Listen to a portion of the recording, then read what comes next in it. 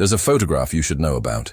It shows a bearded magician in Northampton, England, kneeling before an altar. On that altar sits a hand puppet, a snake, to be precise, painted eyes, cloth body. The magician's name is Alan Moore, and the snake's name is Glykon. Glykon is a god. Or rather, Glykon was a god, worshipped across the Roman Empire in the 2nd century. Temples, priests, pilgrimages, prophecies delivered through the sacred serpent's mouth. Except Glykon was also, quite demonstrably, a hoax. A con artist named Alexander of Abonotakis operated the puppet. We know this because the satirist Lucian exposed the whole operation in meticulous, mocking detail. He described the linen body, the mechanism that made the jaws move, the gullible crowds handing over their coins. And yet people worshipped anyway, for generations. Alan Moore worships Glykon today, not in spite of the puppet's fraudulent origins, but because of them. Because Moore understands something most of us would rather not think about too carefully. All gods begin as stories, all of them. The puppet and the prayer are separated only by time, repetition, and the number of people willing to act as if the fiction is real. Which brings us to Providence. Providence is a 12-issue comic series Moore wrote with artist Jason Burrows. On its surface, it's a prequel to the horror fiction of H.P. Lovecraft, those tentacled nightmares, forbidden books, and cosmic indifference you might half remember from high school or late-night Reddit threads. But Providence is doing something far stranger than homage. It's constructing a machine, a trap, a ritual space where the boundary between story and reality doesn't just blur, it collapses entirely. The plot is deceptively simple. In 1919, a journalist named Robert Black travels through New England, documenting strange people and stranger ideas in his private journal. Those notes, his observations, his translations of unknown languages, his maps of hidden places, become the seed for Lovecraft's fiction. Lovecraft reads them, fictionalizes them, publishes them. The stories spread. And then, because the stories spread, the mythos they describe begins to leak into the world. A bootstrap paradox. The fiction creates its own origin. The snake swallows its tail. Moore isn't being cute. He's not playing metafictional games for their own sake. He's making a claim that should unsettle you. Art is not metaphorically, but operationally magical. Symbols reorder consciousness. Culture is a spell we cast together. And if a story organizes attention, behavior, taboo, ritual, and institutions, if it commands sacrifice and confers meaning, by what standard is it not a god? Consider the Necronomicon. Lovecraft invented it. A mad Arab, a cursed grimoire, a book that should not be read. Pure fiction. And yet today you can buy multiple editions. There are instructions for rituals inside them. People have performed those rituals. The book that never existed now exists because enough people acted as if it always had. This is not a trick. This is not a metaphor. This is the mechanism by which fictions become gods. We live, right now, surrounded by story systems powerful enough to move elections, markets, identities, and wars. The line between narrative and deity is thinner than the page you're reading. Thinner, maybe, than the screen between us. So here's the question that drives everything that follows. Can stories become gods by the simple, terrible fact that we act as if they are? And if the answer is yes, what does that make you? To understand how Providence works, you have to go back to a sickly, reclusive writer in Providence, Rhode Island, typing nightmares in the 1920s and 30s. Back to the moment when pulp fiction realized it could build not just stories, but worlds. Howard Phillips Lovecraft was a mediocre stylist and a repellent racist, but he was a genius at one thing: infrastructure. He didn't just write horror stories. He wrote around them. He invented fictional authors, scholarly footnotes, universities that studied the forbidden, languages that predated humanity. He built the frame that made the content feel real. And crucially, he invited others in. The Lovecraft Circle, writers like Robert Bloch, Clark Ashton Smith, Robert E. Howard, didn't just admire his work. They added to it. They referenced each other's inventions, They cross-pollinated forbidden books, elder gods and cursed towns until the mythos became something larger than any single author. A shared universe before the term existed, a collaborative, open-source mythology.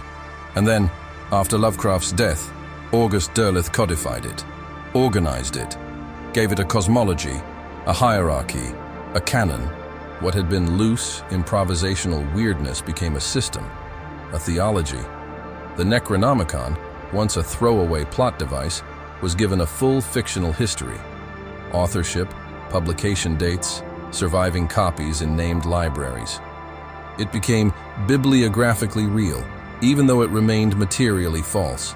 This is where it gets interesting.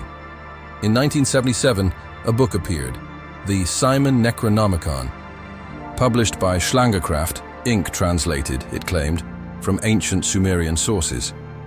It was obvious nonsense, a mashup of Lovecraft, ceremonial magic, and Mesopotamian mythology. And yet people bought it. People used it. They performed the rituals, drew the sigils, invoked the names.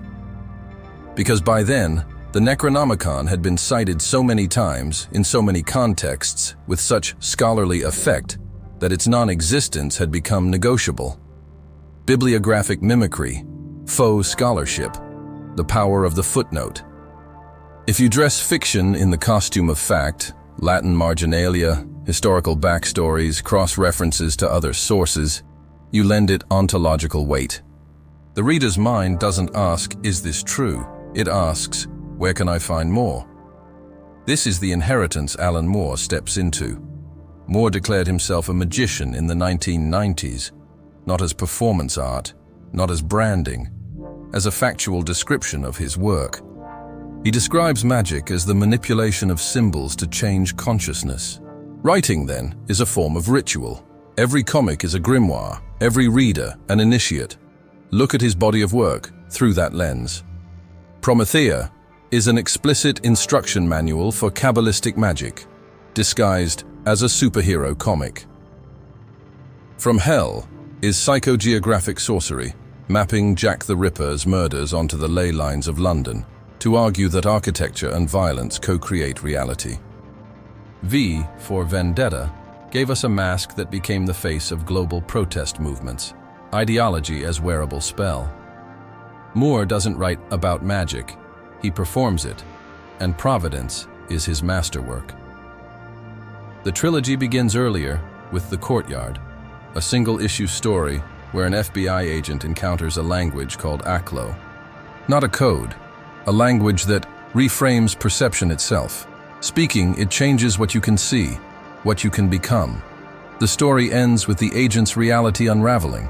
Then, Neonomicon, a 4-issue sequel. The infection spreads, rituals, cults. The mythos entities, Cthulhu, Dagon, are no longer metaphors. They are embodied, breeding, real within the logic of the narrative. The comic is brutal, graphic. It forces you to confront what summoning actually means. Violation, transformation, the irreversible. And then Providence, 12 issues, a prequel set in 1919 and 1920. Robert Black, a closeted gay journalist in the last days before Prohibition, travels through a New England populated by Lovecraft's characters, except they aren't characters yet. They're just people. Strange people. People who know strange things. Black writes it all down in his commonplace book. Observations, symbols, a diagram here, a phrase there. And those notes, those private, unpublished notes, become the source material for Lovecraft's fiction. The loop closes. The story eats its own origin. But Moore doesn't stop there. Each issue of Providence ends with pages from Black's journal, handwritten, clippings, sketches.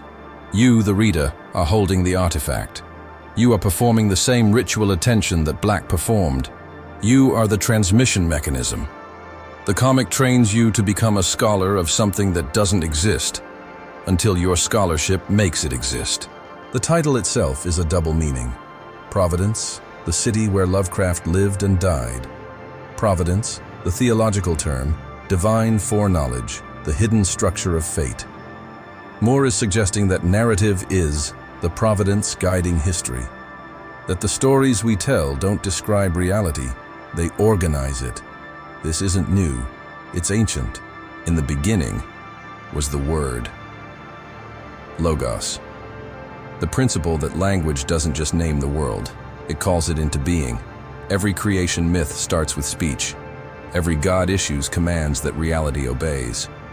Or consider Benedict Anderson's concept of imagined communities. Nations are fictions. Nobody has met all their fellow citizens. The nation exists because we all agree to perform the same story, sing the anthem, salute the flag, pay the taxes, die in the wars. The narrative is the nation. Remove the story, and the borders dissolve. Roland Barthes called these mythologies, the way cultural signs become naturalized as truth.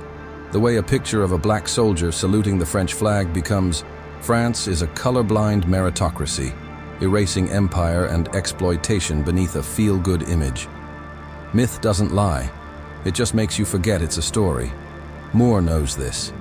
Providence is his mythology about mythology, a comic about the power of comics, a story that wants to be a god and knows exactly how to get there.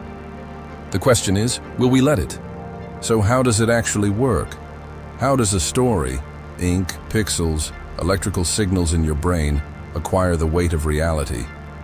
How does something that never happened become something people organize their lives around? The answer is a machine. A machine built from psychology, sociology, semiotics, and something the theorists call hyperstition, a fiction that makes itself true by the effects it produces. Let's start with your brain. Your brain is a story machine, not metaphorically, literally. It takes the chaos of sensory input and imposes narrative structure, beginnings, middles, ends, causes, agents, intentions. This isn't a bug, it's how you survive. The rustle in the grass is a lion. The smile is approval. The traffic light is a command. Your brain bets on patterns because the cost of missing a real pattern is death, while the cost of seeing a false one is just a story you didn't need. Psychologists call this patternicity, the tendency to find meaningful patterns in random noise. And agency detection, the tendency to attribute intention and consciousness to things that might not have any. These cognitive biases kept your ancestors alive. They also make you exquisitely vulnerable to compelling fictions. When you read a story, especially a story told with skill, with detail, with the texture of reality, you experience what researchers call narrative transportation. Your brain doesn't file it under false information. It simulates the events. It empathizes with the characters. It adopts their attitudes, their fears, their goals.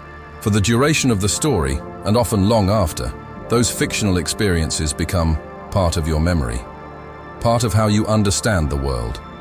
Now add another layer, comics specifically.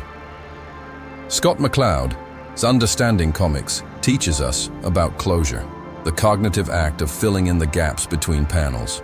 You see a knife raised in one panel, a scream in the next. You generate the murder in the space between. The comic doesn't show it. You create it. You become co-author. Providence weaponizes this. It leaves gaps everywhere.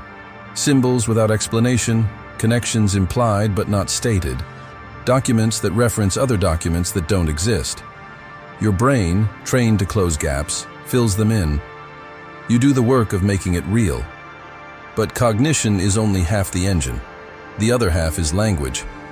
J.L. Austin's speech-act theory shows us that utterances don't just describe, they perform. I now pronounce you married. I hereby declare war. I name this ship. These sentences don't report a fact. They create the fact by being spoken in the right context by the right person. Language does things. Moore's thesis is that all writing is a speech act, a ritualized manipulation of symbols designed to alter consciousness. A spell, magic, by another name. The only difference between a poem and an incantation is whether you believe it works. But belief is the whole game. Which brings us to memes and egregores. Memes in the Dawkins sense, units of culture that replicate, mutate, and compete for space in human minds. Some memes are more fit than others. They have hooks, mystery, taboo, identity, us versus them. The mythos is mimetically fit. It has initiation, learn the lore, speak the names, recognize the signs. It has transgression, forbidden knowledge, cosmic horror, the thrill of the unsafe idea. It spreads because it is designed to spread. And when enough minds hold the same meme, coordinate their behavior around it, build institutions to propagate it, something strange happens. Occultists call it an egregore, tulpa, a thought form that acquires a kind of autonomous agency through sustained collective attention. You can dismiss this as metaphor, but the effects are not metaphorical. The stock market is an egregore, so is a nation, so is a brand. They act, they have interests, they outlive their creators. Now we can define hyperstition. The term comes from the Cybernetic Culture Research Unit, a rogue theory fiction collective at the University of Warwick in the 1990s. Hyperstition, a fiction that makes itself real via feedback loops. You tell a story. People believe it. They act on it. Their actions produce consequences. The consequences confirm the story. The story grows stronger. More people believe. More actions follow. The loop accelerates. Borges gave us the blueprint in Tlun Ukbar, Orbis Tertius. A secret society invents a fictional world, complete with languages, philosophies, and objects. They publish a fake encyclopedia.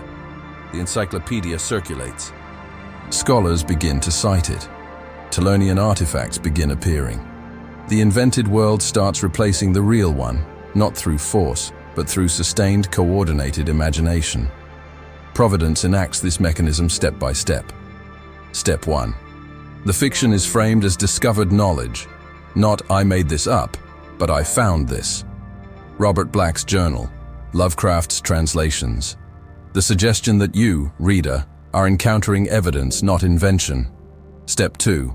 The fiction enlists an author figure to anchor its transmission. Lovecraft, the historical person, becomes a character in the story. The real Lovecraft's works now seem to confirm the fictional journal. The journal seems to explain the real works. Fact and fiction fuse. Step 3. The audience performs ritual attention. You don't just read Providence once. You annotate. You cross-reference. You join forms to decode the symbols. You reread looking for clues. This is not casual consumption. This is practice. Ritual. Step 4. The story migrates into behavior. You visit Providence, Rhode Island. You buy the annotated edition.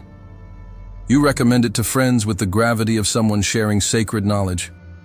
You adopt its vocabulary, its aesthetics, its way of seeing. Step 5. Institutions accrue around it. Publishers, conventions, academic papers, fan wikis that catalog every reference, every connection, every iteration of the mythos across a century of fiction, the infrastructure of belief. Step 6. Outcomes manifest in the world. Money moves. Careers are built. Reputations rise and fall. Legal battles over intellectual property, adaptations, canon. The fiction has causal force. It makes things happen. At this point, the question, is the mythos real, becomes incoherent. Real how? It doesn't matter if Cthulhu exists in the way your coffee cup exists. Cthulhu is real in the way that money is real, in the way that nations are real, in the way that laws and brands and identities are real. Because people act as if it is, and those actions have consequences. Psychologists have another term that's useful here. Terror management theory. Human beings are aware of their own mortality. This awareness generates existential anxiety. We manage that anxiety by subscribing to cultural worldviews that promise meaning, continuity, and symbolic immortality. Cosmic horror, Lovecraft's genre, confronts you directly with insignificance and death. It should, theoretically, increase anxiety. But it doesn't. It offers coherence. The horror has a shape, a name, a mythology. And knowing the mythology, being initiated into it, buffers the dread. You are no longer adrift, you are part of the story, which makes the mythos not just a narrative, but a sacred narrative. Emil Durkheim taught us the distinction between sacred and profane. The sacred is set apart, hedged with taboo, non-negotiable. The profane is ordinary, instrumental, replaceable.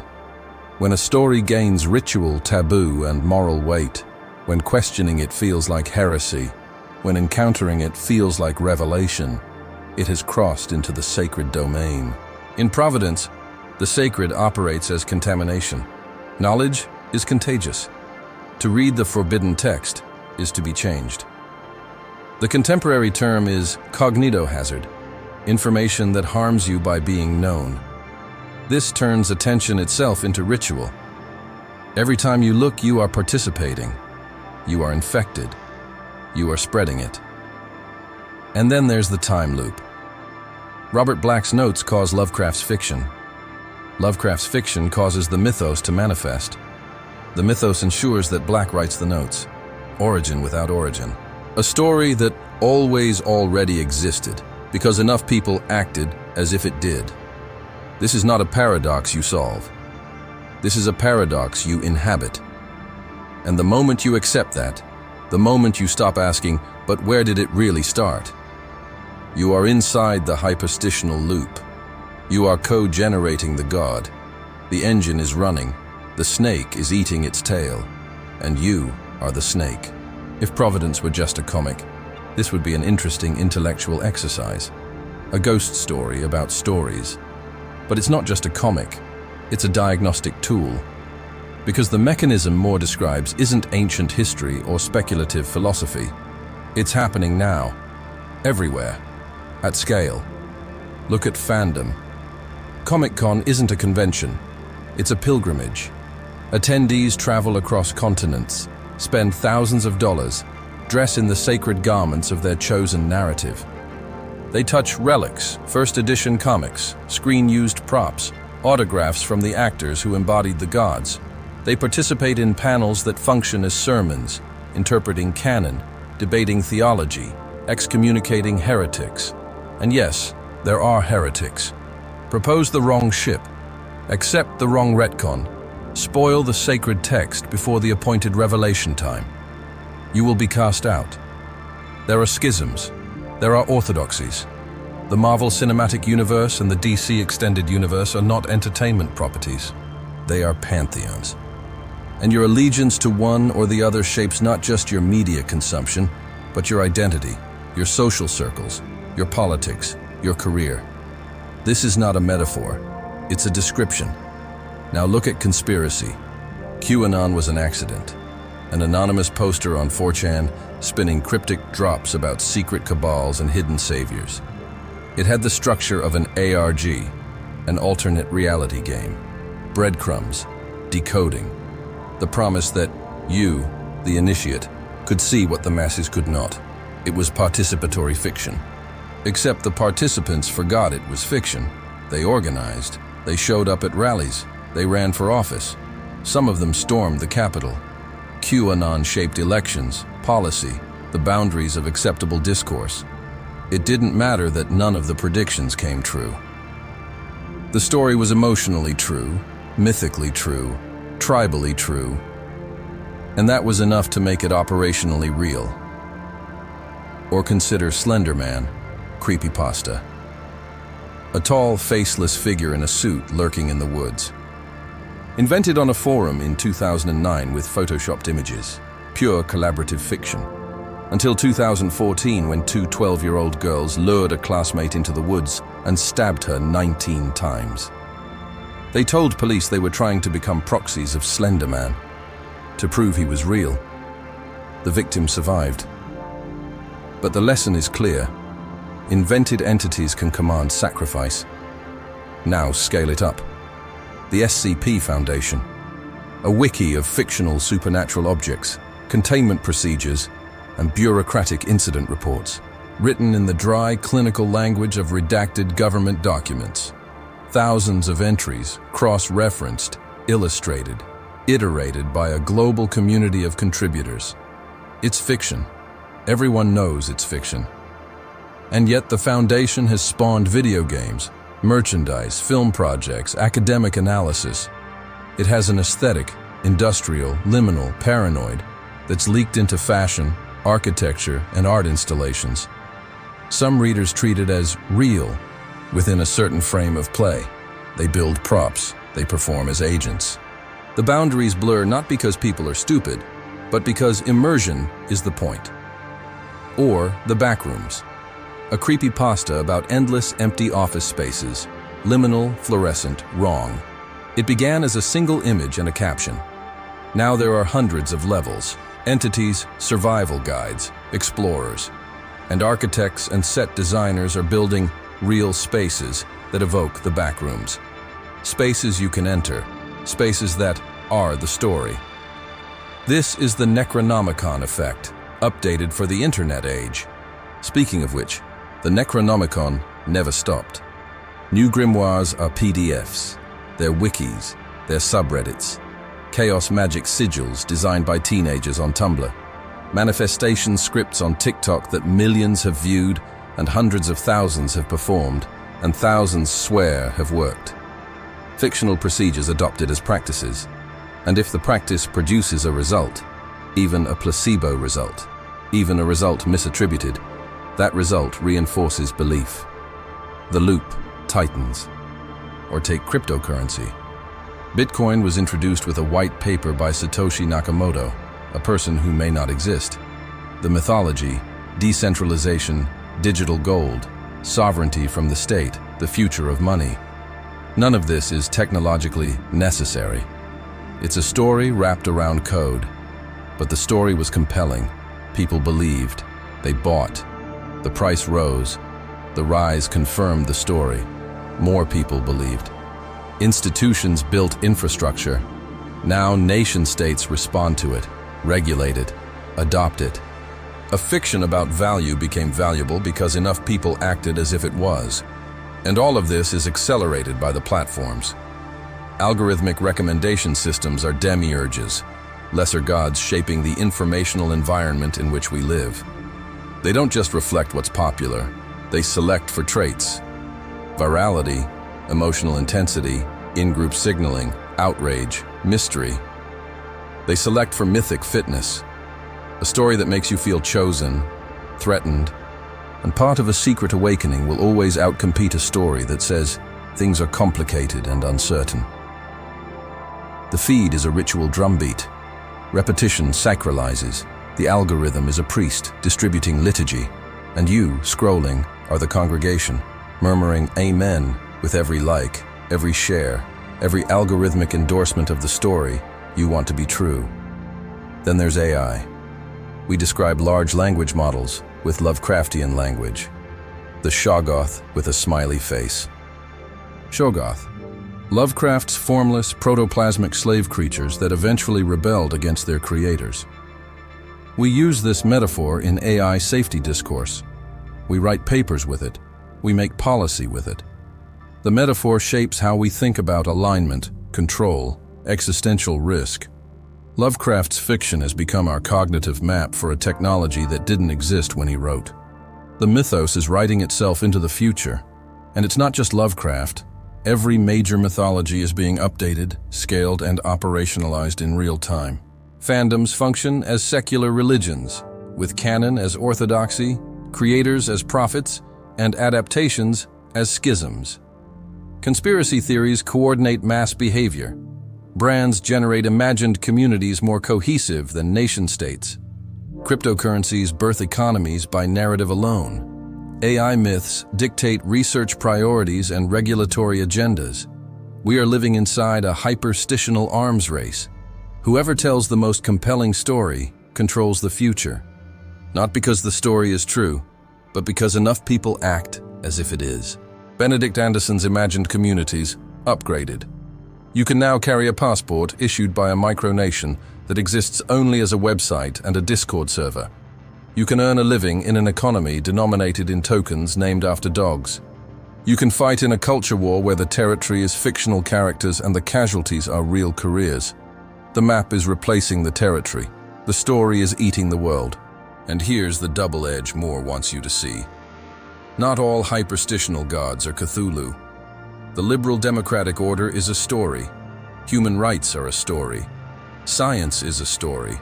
Not in the sense that its discoveries are false, but in the sense that empirical investigation, as a communal, self-correcting process that approaches truth, is a narrative that we perform into being through institutions, norms, and rituals. The Enlightenment is a myth we tell to organize our values. It can fail. It has failed before. And if a more compelling myth arises, one that offers simpler answers and stronger belonging, the Enlightenment will lose, not in debate, but in the street, at the ballot box, in the code. Stories don't compete on truth. They compete on fitness, on emotional resonance, on how well they explain your suffering and promise you power. Providence's warning is this: opening gates is easier than closing them.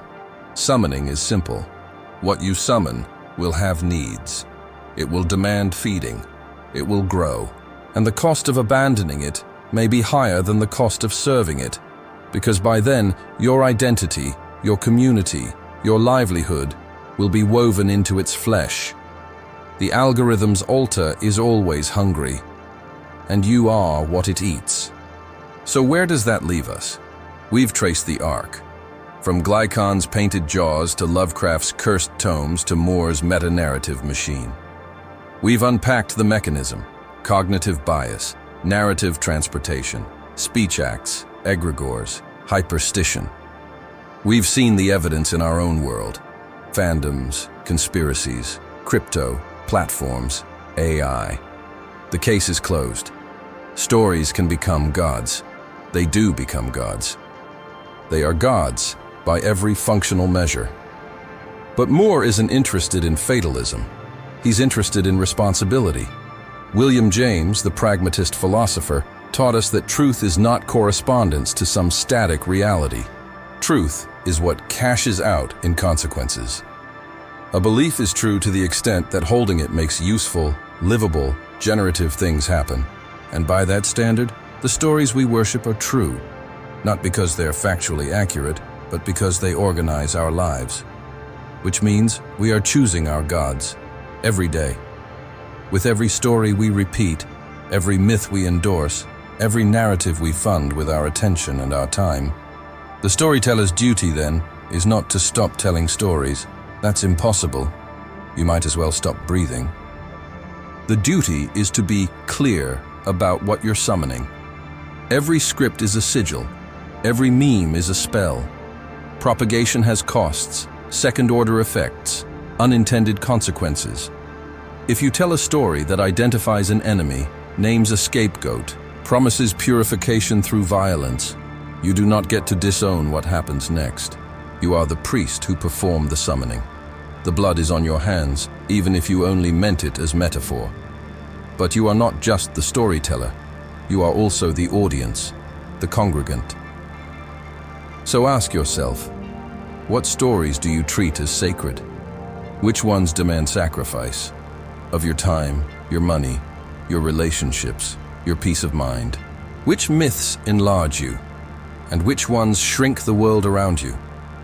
Which gods promise you belonging at the cost of someone else's humanity? Are you the author of your narrative? Or are you the character? Are you writing your providence? Or are you being written? Look at your feed, the algorithmic liturgy. What is it teaching you to worship? What is it training you to fear, to hate, to desire, to become? You can't escape stories. The loop is closed. You are already inside Providence. The city, the fate, the mechanism. The question is not whether you're going to participate. You are participating, right now. The question is, consciously or unconsciously? Moore's comic ends with Robert Black's journal closing. The notes are complete. Lovecraft will read them. The mythos will begin. The gate is open. And in the final pages, Black realizes what he's done, not with horror, with a kind of grim acceptance. He knew the cost. He paid it. He chose his story.